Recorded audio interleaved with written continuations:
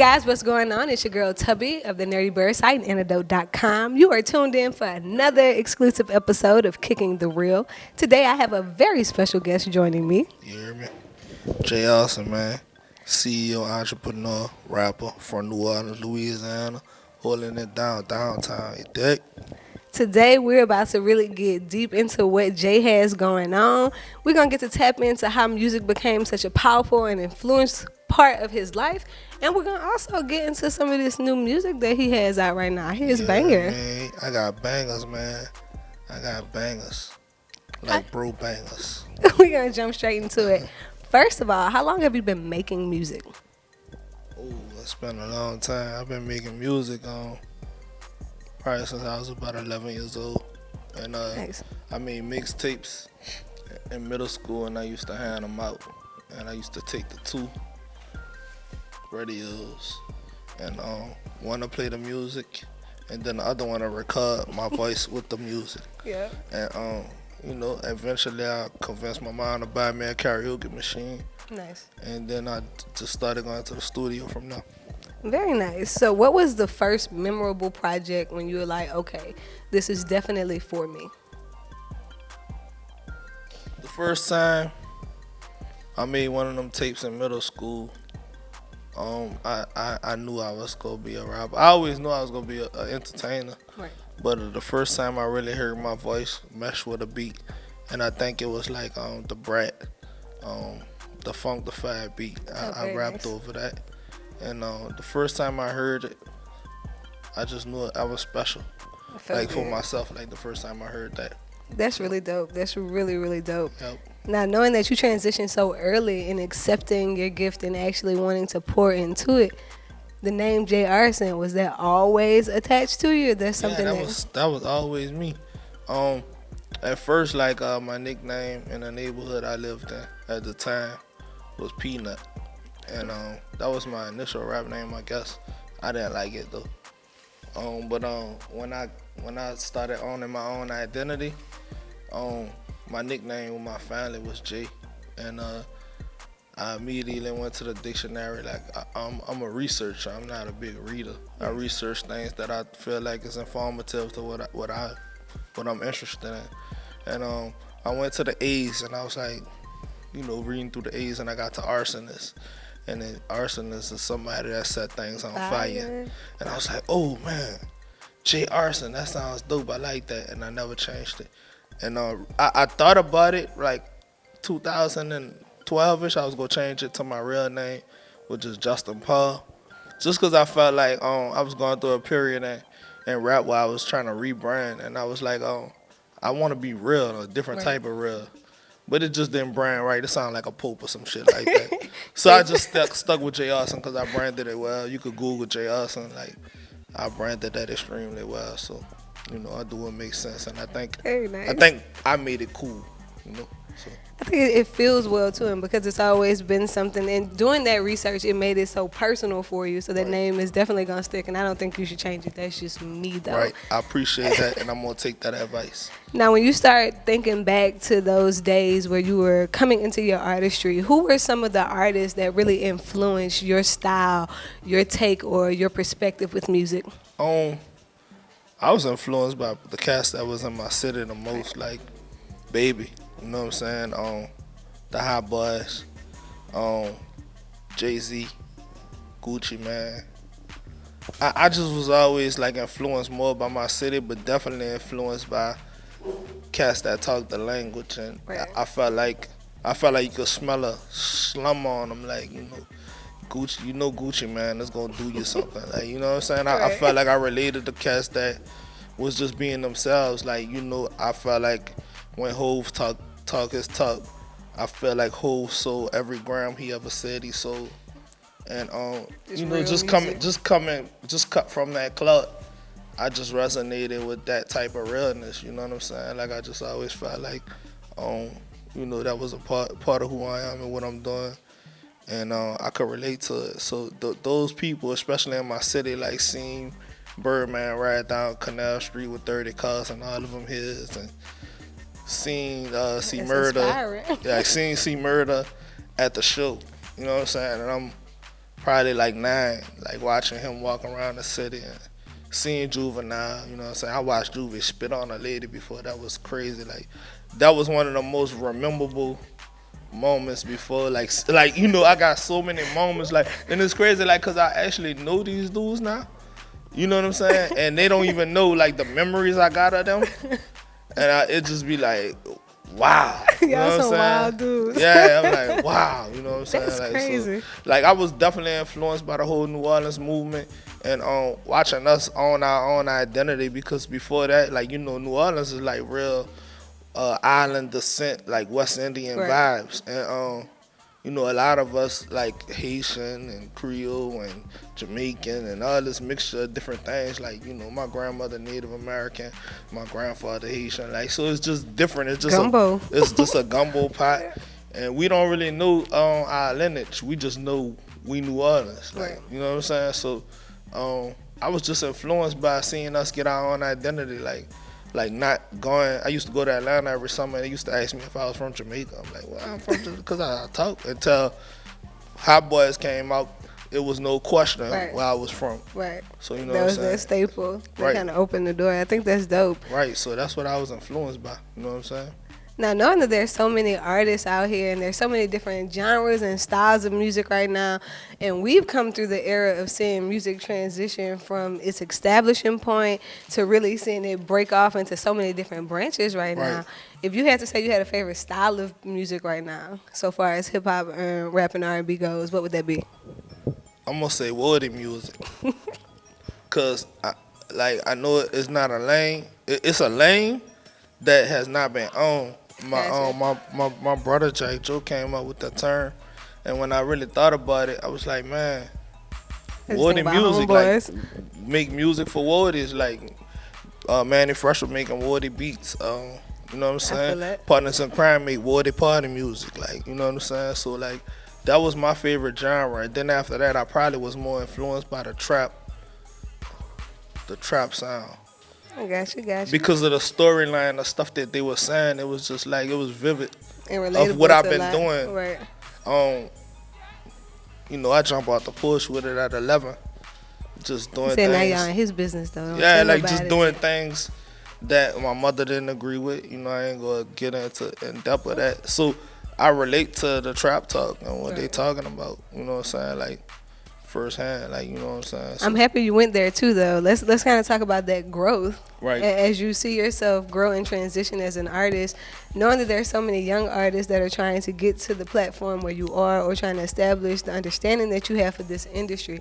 What's some advice that you can give them so they're not making the same mistakes or having the same setbacks that you may have faced as a younger artist? Getting a team, a strong team. It's a few things, like 3 to 4 things that I recommend an artist do.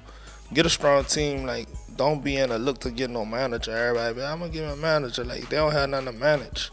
You're not making any money. A manager is somebody that get a certain percentage. You got to get an advisor, somebody that believe in you and go give you good direction on what you're doing. Cause you might go in the studio, drop some hot garbage, and you got a bunch of yes men around you. And They they're gonna like, tell you that's no hard, that's better. hard, because their names are in the song. You know what I'm saying? So, like, don't do that. You know what I'm saying? Get somebody who will tell you what's real. Also, figure out a way to capitalize off the small market you have. I don't care if you have 300 people on Instagram that follow you and 200 on Facebook. That's 500 people you got the potential to sell $1 keychains to. $1 keychains is enough money to buy a small studio.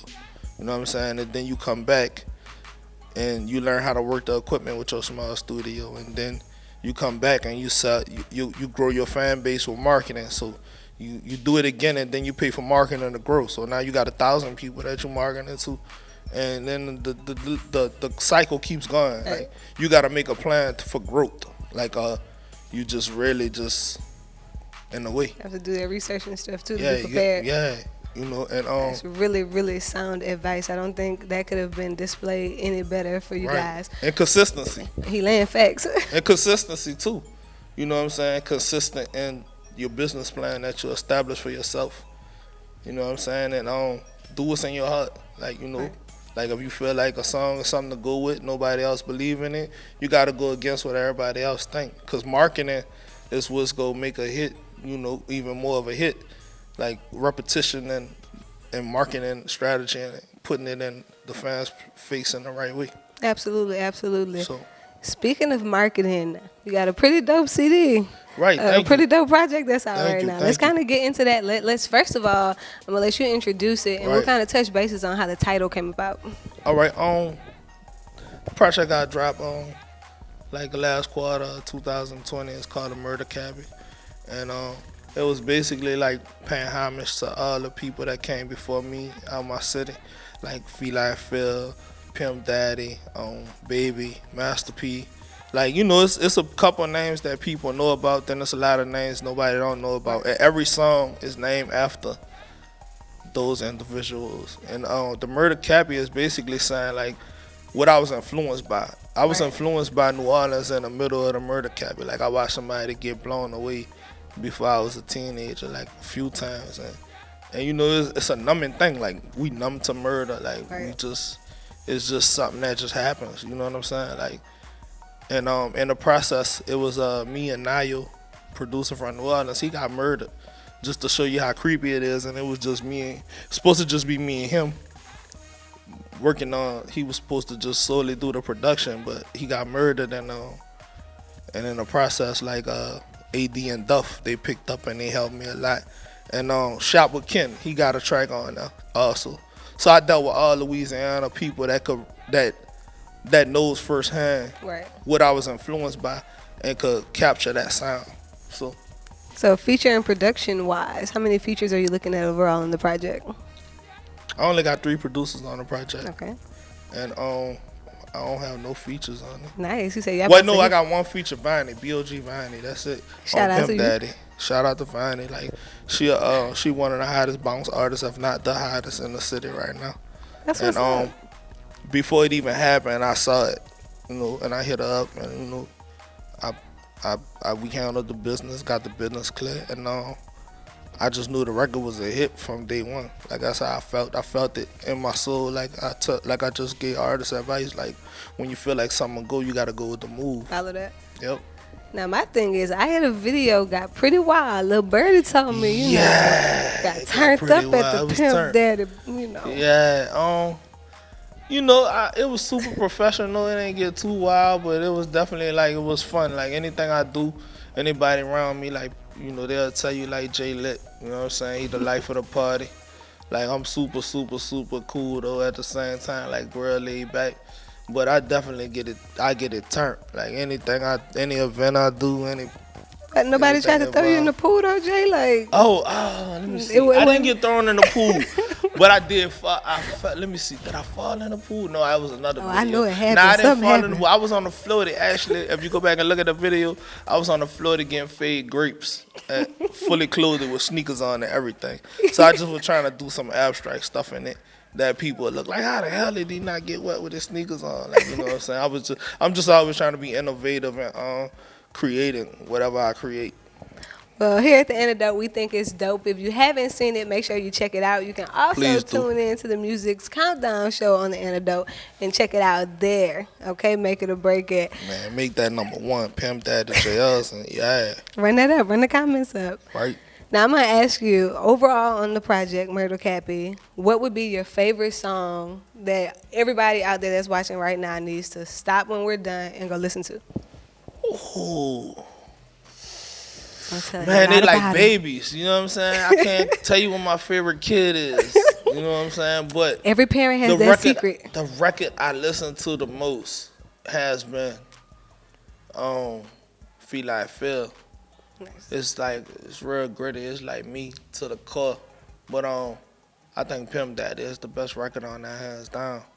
But Feli Phil is the joint that I get in there and listen to, and But Lil Derek got them vibes. Like if you want to get in the car, you trying to turn up, Lil Derek that vibe. Juve is that you want, if a girl won't shake and twerk something, you put that on.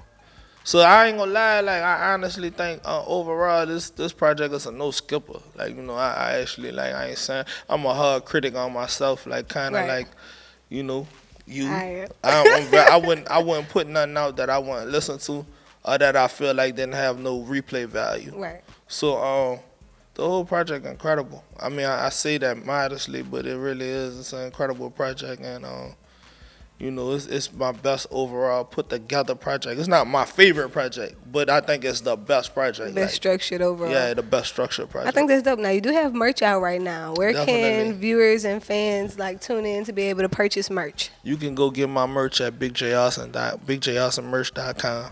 You know what I'm saying? bigjarsonmerch.com. Hopefully y'all can put that right there. Drop that. Right there. You know what I'm saying? So anybody want to get some merch from me, you know what I'm saying? Y'all get that. Y'all follow me on Instagram at _JAYARS. And you just Google me. All my info will pop up. Hopefully this COVID stuff could calm down. I'll be on a couple tours. Y'all pull up, man. Get the merch. I might see you and let you in for the free ski. Just might make sure you show some Just love. might. I'm that type. I'm that type of dude. Like I show the people love back because I'm a people person. You know what I'm saying? I'm big on that. Just showing the people that I appreciate and the support they give me. Like you used to get out of my head because I was just about to ask you who you showing love and support and who's supporting your journey right now. Man, listen, my city really been really showing out for me, and that's hard because New Orleans is a tough market. Right. But I've been getting mad love, especially from the OGs. Like, they've been co-signing it. Master P reposted my video on his page. That was big. I was speechless. I almost cried when I seen it. No lie. I had to pull a car over, because P don't do that. You know what I'm saying? And then for me to be a representative from a different part of the city where he not from. Right. Like, I'm a downtown dude. And if you know the history of New Orleans, that's big. Like, to be from this part of town and this part of town, Uptown always been far advanced, and I ain't gonna lie, I got a lot of my sauce from Uptown, salute to Uptown. But at the end of the day, I'm not from Uptown, and I'm proud of where I'm from, and I represent that well. But the OGs been really just, man, look, we love what you're doing, and even not even the OGs, the young G's in the city, when they see me, they embrace me. You know what I'm saying? Because I'm in the middle of that. You know, I'm not the OGs, and I'm not old enough to be them, and I'm not young enough to be a young G. So big bro and little bro at the same time. Yeah, just definitely that's the perfect line. J. Cole said it. Yeah. And just being in that space and just watching what's going on and just seeing the love and respect that they show me, man, I'm humbled by that. And I always tell them, man, I'm humbling. Like I was in a car the other day, and I had my kids in the car, and some younger cats pull up behind the car, and I'm clutching, looking at them. And the dude hop out the car yeah, you Jayarson, man, let's get together, let's work. And I'm like, okay. All right. It's just shocking to get that type of love in New Orleans. I know a lot of rappers that, God bless the dead. There's countless amount of dead rappers from New Orleans, you know what I'm saying?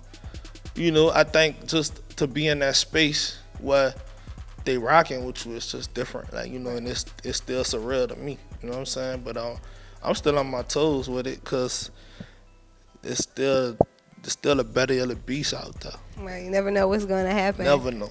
You guys, Murder Cappy is out right now. Make sure you tune into it. Let us know how you feel about it. Tap in with Mr. Arson on his Instagram _Jayarson, so you're able to give him feedback on his projects.